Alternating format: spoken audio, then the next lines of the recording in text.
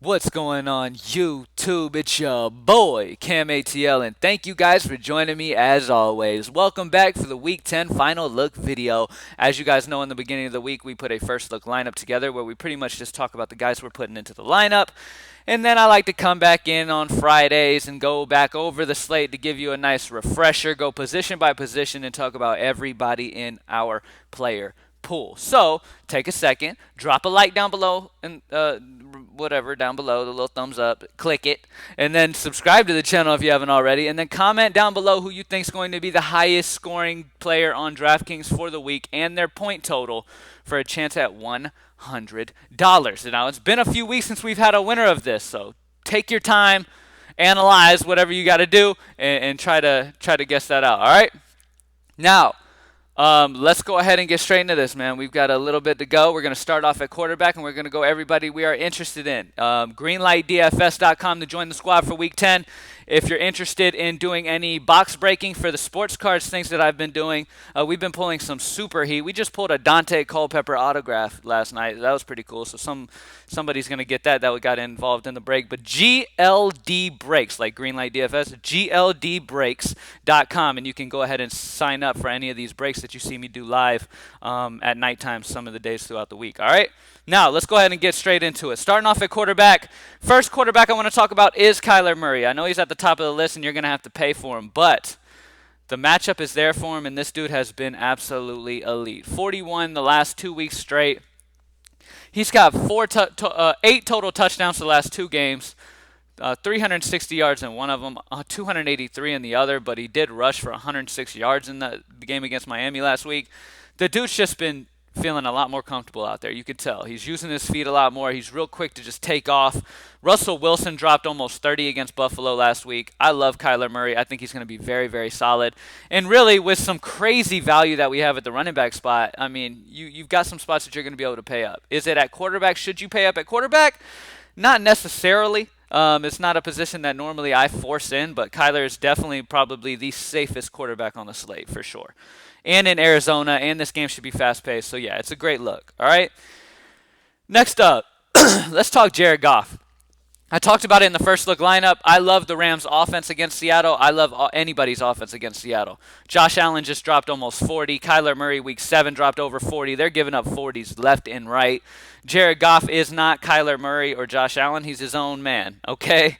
But he's had a fairly consistent season, and he has the upside that he's shown a few times this year. 31 against Buffalo, 28 against Washington.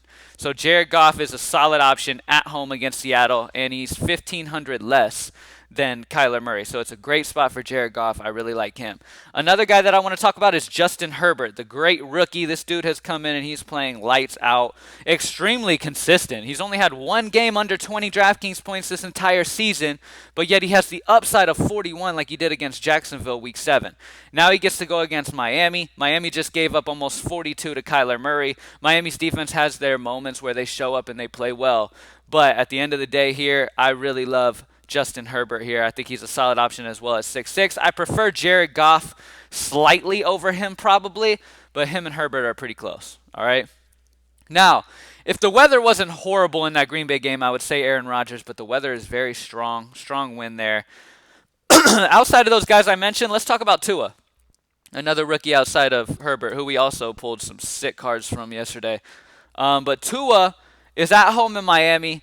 He looked a lot more comfortable against Arizona last week. He completed 28 passes for 248 yards, 2 touchdowns. He's still a little timid, but there will be a time where he starts to sling that thing over 300 yards, and you're going to want to have him, especially when he's 5'6". Going against a Chargers secondary that gave up over 25 to Drew Brees and almost 37 to Tom Brady. Now, Tom Brady and Drew Brees, in no way am I trying to compare them to Tua. Like, obviously, this young kid's got a long ways to go, but can Tua get over 20 pretty safely here? It feels good. I think Tua should be able to get over 20 here at 5'6", and he has some solid upside if he's able to really start slinging the ball out there and feels more comfortable in this matchup. I really like the battle of the rookies this week. I'll really be paying attention to this game in general. I'm excited to watch it. And outside of that, those are the main quarterbacks I'm interested in. So just to go back over it. Number 1, if you have the money, Kyler Murray's the safest bet you have, and he's got crazy upside. Jared Goff, Justin Herbert, and then Tua. are guys that I'm really, really interested in at the quarterback spot. All right, if you need to save money, you can do worse than Tua, Drew Lock, that range. Okay, I really like Tua and Drew Lock as the value quarterbacks this week. And then about around the upper midish range guys, Jared Goff and Herbert. And then the upper is Kyler Murray. All right. Running back. Let's talk running back. This is a incredibly easy decision, honestly, in my opinion. Now, the matchup is tough against Tampa Bay, but with Christian McCaffrey being out and Mike Davis only being 4K, I'm just going to put him in here and he's just going to stay there because at the end of the day, we know what he was doing. Look, it's a tough matchup against Tampa Bay, but the thing is Carolina just game plans so much for these running backs that they have that with McCaffrey out, Mike Davis is going to be a PPR RB1 week in, week out if McCaffrey's out of that lineup. So I love Mike Davis at home in Carolina. It's a tough matchup, don't get me wrong. Now, his upside is going to be capped because of the matchup, but his floor is solid regardless, plain and simple. So if there's ever been a lock in the entire world, this is it right here. Mike Davis, especially in cash games. Sometimes you just don't have to overthink things. With McCaffrey out and his price being ridiculous 4K, just play him. All right. Next up, I talked about how the wind is really bad in Green Bay. That really puts me all over Aaron Jones. This is an Aaron Jones huge game week. I feel it. Okay, Aaron Jones is going against Jacksonville. Jacksonville's done okay against the ground game outside of week 4 against Joe Mixon where they gave up over 45 to Joe Mixon. Just know that type of upside is possible. Aaron Jones is at home going against Jacksonville with over 27 mile per hour projected winds. Okay? Over 27 projected mile per hour. That means the pass is incredibly affected. Okay, outside of short passes, it's going to be a lot of run game. So I really love Aaron Jones here. He's a guy that I'm really, really looking forward to playing this week at 7-1, and I'm going to have a ton of them. Next up in that same game, James Robinson. Now, both of these guys were in the first look, so this shouldn't be much of a surprise. I still love both of them.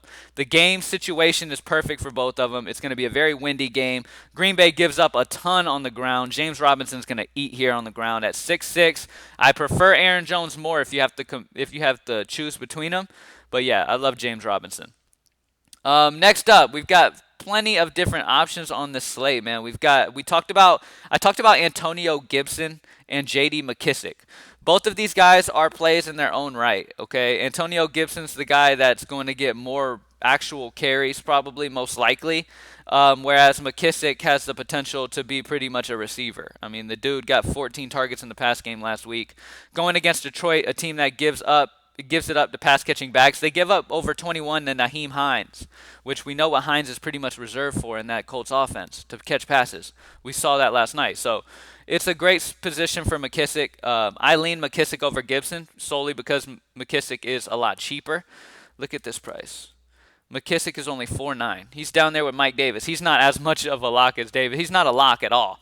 But I'm just saying I wouldn't be surprised, especially with DraftKings being full-point PPR, J.D. McKissic is a solid value option.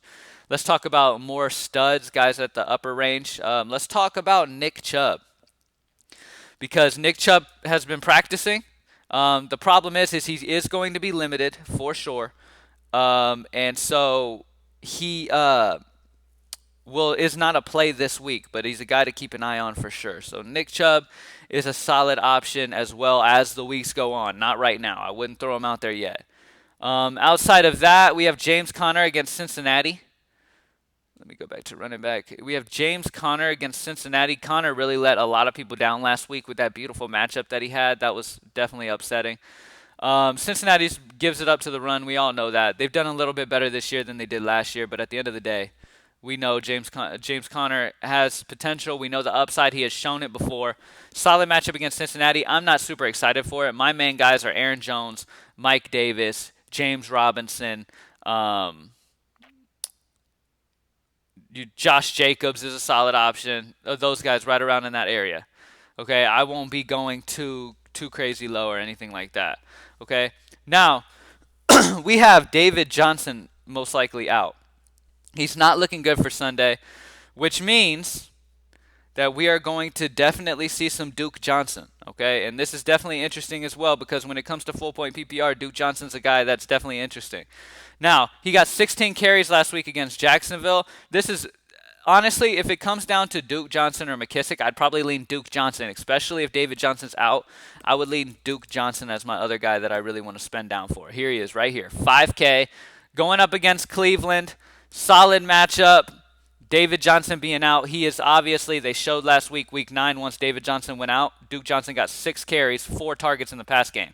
So not only is this dude going to get carries, but he's going to get targets in the pass game. He's kind of a Mike Davis style. You know what I mean? He's probably not going to get over 20 carries, but he's going to get 15 or so and then get some targets in the pass game. So I really like Duke Johnson here. He's very interesting to me at 5K. And there's a lot of those cheap running back values this week. So it seems to me like outside of Aaron Jones, James Robinson, that spending up for wide receiver might be the possible way to go this week so far as we've gone into this slate.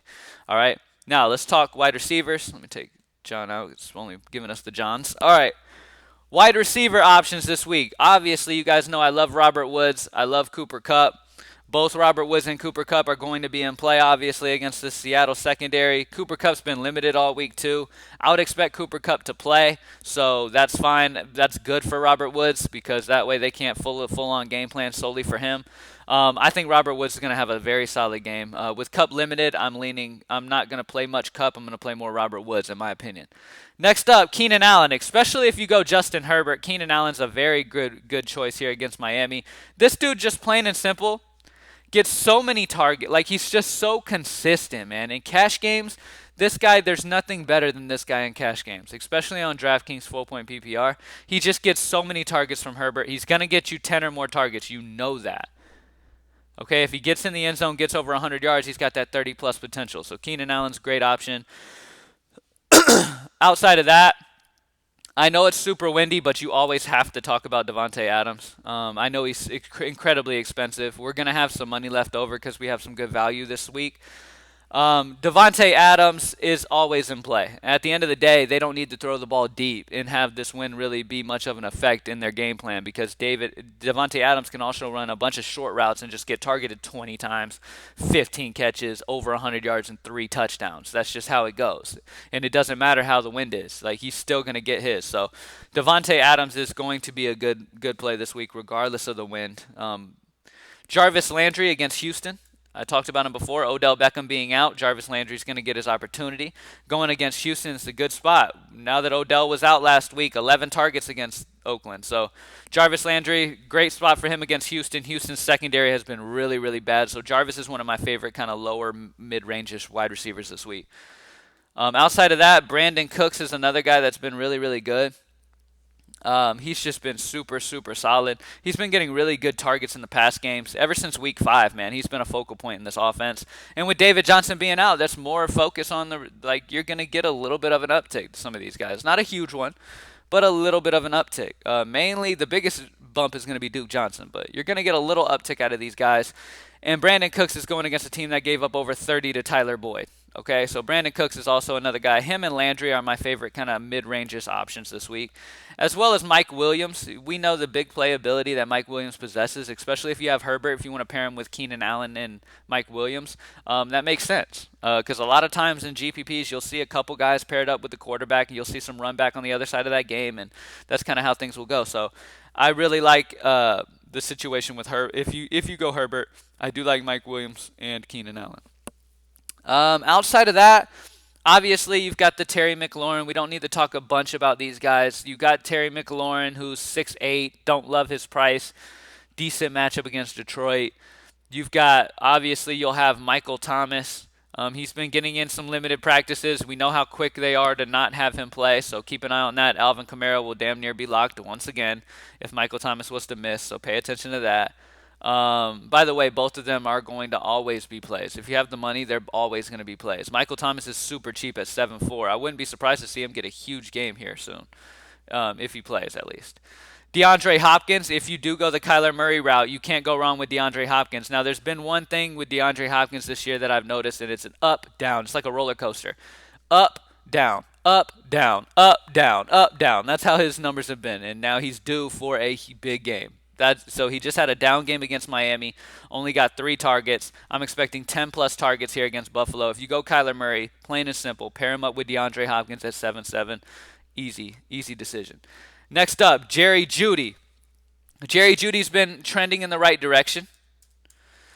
Jerry Jeudy has been trending in the right direction to play this week. He's got a solid matchup this week against a team that gave up almost 29 to Keenan Allen. It was great to see Jerry Jeudy finally explode last week. This is a guy they need to be getting like his route running is ridiculous. He's got great hands, good speed. This dude's going to be a very solid receiver. He's a guy that every time I pull a rookie of his, I get excited. He's a definite maybe future superstar possibly. He's a very good receiver. So Jerry Jeudy at 5'6" is definitely a good situation here. I love that he's getting targeted, so keep an eye on him because he does have the potential to explode at any given moment. Now, with Christian McCaffrey out, that does give bumps to other guys too. Curtis Samuel's a guy that's interesting to me because he's got the matchup against Murphy Bunting most likely. Bunting's done a solid job this year at cornerback and been able to really doing a good job at limiting guys. Tampa Bay's defense in general, but somebody's going to have to do something for Carolina. Mike Davis and somebody else, and I do like Curtis Samuel a lot. With McCaffrey out, this is a guy they like to do like trick handoffs with and stuff like that. So I think Samuel's going to be good here. And that's about it for receiver. Those are most of the guys there. Let's talk tight end. Clear that out. All right, tight ends. We got a lot of different ways that we could go. Let's start off going with, let's talk Evan Ingram because really there's not a bunch of superstars there in New York, and they need to throw it to somebody. And Evan Ingram's been getting great targets the last 3 weeks, 9 targets, 10 targets, 10 targets the last 3 games. Now he gets to go against Philly, who gave up over 43 to George Kittle week 4. Okay, Evan Ingram's a guy that they're obviously trying to get going this season. And so expect a lot out of Evan Ingram here in this one. I really like him. Austin Hooper is another guy that I like. I like this Cleveland-Houston game. I think there's going to be a lot of points scored here in this one. I really like this game in general, and Austin Hooper's in a solid spot here against Houston. Houston's done a solid job against tight ends, a really solid job against tight ends, but Hooper being back, Hooper had some solid 3 games before he got injured. He had 14, 10, and 10 the last 3 games before injury. Expect Austin Hooper to come back and be solid here. He is coming back, obviously, so you don't know 100% what to expect because of his appendix. But I think that he should be able to go back into full workload. So Austin Hooper's a solid option at 3.9. You've got Greg Olsen as an option at 2.5. Jordan Reed at 3.5. New Orleans has given it up to tight ends a bit. So Jordan Reed is interesting there with Kittle out. TJ Hawkinson. Let's talk about TJ Hawkinson right here. TJ is going against Washington. Now, he's been having a little bit of toe issues, so we obviously need to pay attention to that. But Kenny Golladay is trending like he's not going to play. So, obviously, that's a bump to Marvin Jones, and that's a bump to guys like Hawkinson. Now, if Hawkinson plays and Kenny Golladay is out, that's going to be a big deal for Hawkinson, okay? So if Hawkinson misses, though, we're going to have a lot left over. I'm not sure exactly who's really going to. Who is the next guy up there? And let me see who the next guy up there is in Detroit if he was to miss. If Hawkinson is to miss, let's see the type of value we would have. I have to find him. Where are you? Not sure who to look for right now. I'm honestly not sure who is next up. Oh, well, look up. Okay, Hunter Bryant. Is it Hunter Bryant or he's out too? Oh, he returned to practice. So Hunter Bryant might have a big workload here if Hawkinson misses. All right, so just pay attention to these things. Just pay attention to TJ Hawkinson. If TJ Hawkinson is in and he's fine and he's not going to be limited by a toe and all that, then he's going to be great because with Kenny Golladay out, him and Marvin Jones are going to get bumps here. It's a solid matchup against Washington, so I like TJ Hawkinson. But pay attention to him. If he misses, we're going to have great value for Detroit, so that's a spot to definitely keep an eye on. When it comes to defense, you guys know how I feel about defense. You don't have to really go crazy. I'm still on the Saints as I was in the first look.